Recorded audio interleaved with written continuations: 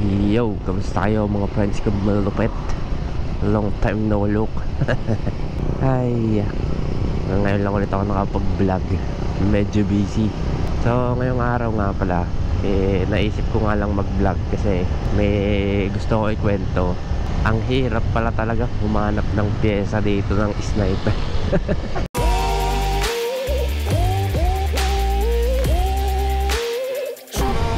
Kung dito kayo sa area na to, around dito, Calacaa, Lemery, Balayan, Calatagan, Tuwina, Sudbu, yan, kung nandyan kayo sa mga lugar na yan at may kailangan kayong pyesa agad-agad, yung hindi nyo kailangan, yung kailangan nyo na talaga agad-agad, wala kayong mabibili basta-basta.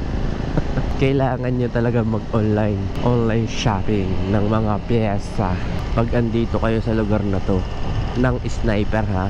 Pag-usapang sniper, napakahirap ng pyesa dito sa lugar na to. Maghanap ka lang ng kung kailangan ng pyesa, wala kang mabili. Pero pagka raider, nakaw, gabi-gabi lang shop meron. Hindi ka mangangamba, ang daming pyesa ng raider dito.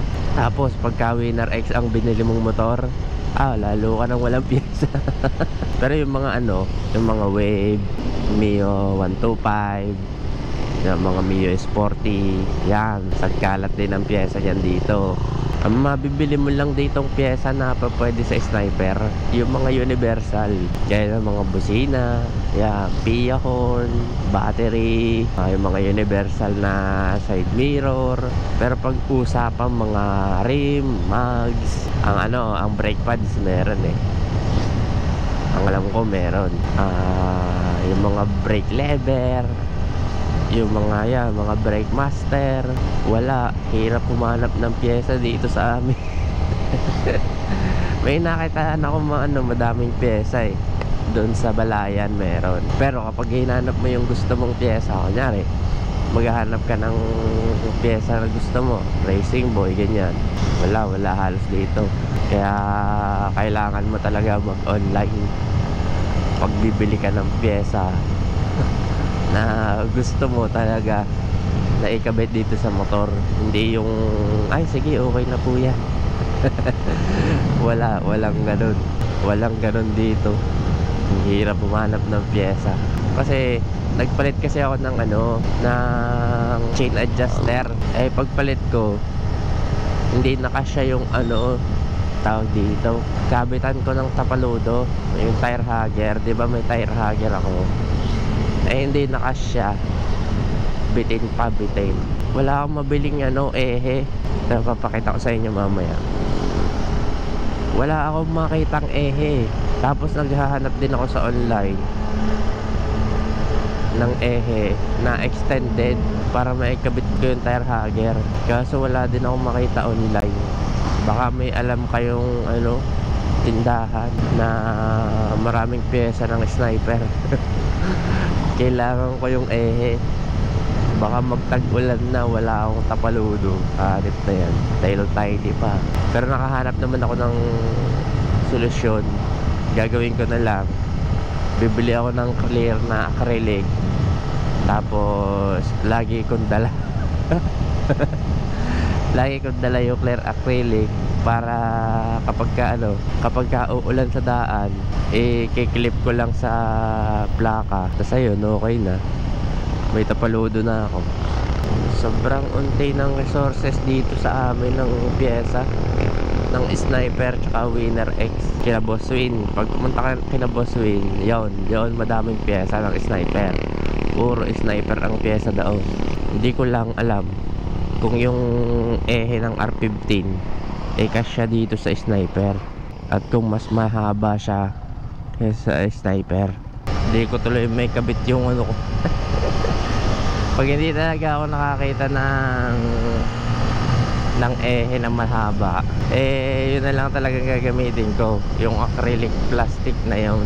Mas madali rin yung kalasin at saka ikabit, kaso nga lang parang ang delikado niyang ilagay. Kasi 'di ba ang gagamitin doon is yung tawag doon, yung clip sa pang folder ganun. Baka dumulas kasi plastic. Pakita ko sa inyo yung nangyari dito sa akin pagkapakabit ko ng chain adjuster. Ganito kasi yan eh.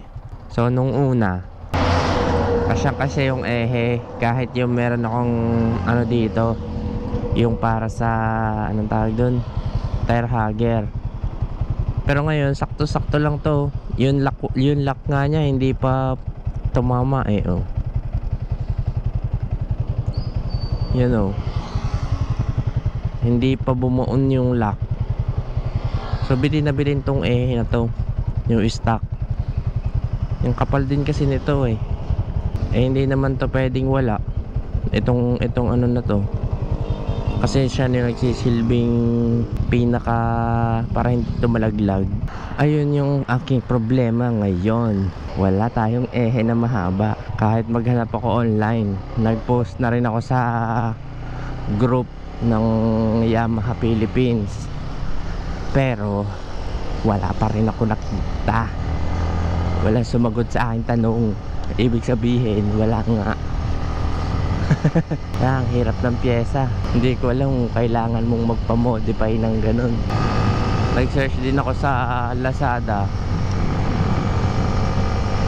pero wala din. Wala lahat. Bakit ganun?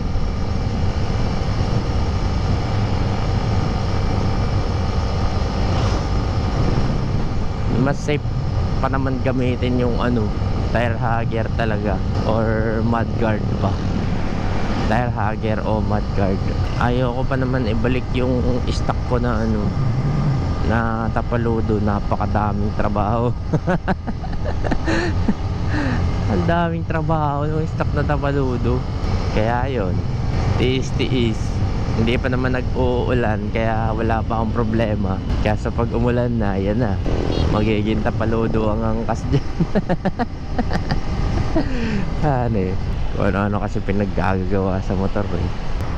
Nag-check din nga ako sa Lazada ng ehe ng R15. Press lang naman siguro yun size. Yung ehe ng R15 tsaka sniper, siguro mas malapad nga lang yung mas mahaba yung R15. Kasi kung masyado namang mahaba, pwede naman kasing putulan, di ba? Kaya saan kaya ako makakita ng ganun? Pwede nga kaya yun? Comment nyo nga dito mga friends kung anong sasaktong ehe, yung anong saktong ehe dito na mas mahaba.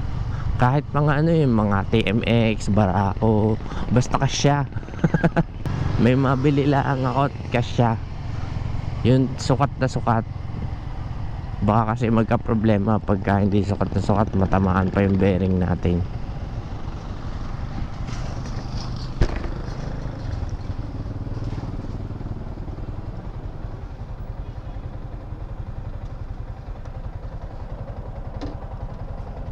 Bilang tinapay. Pili po. Loaf bread po, malaki. Thank you po.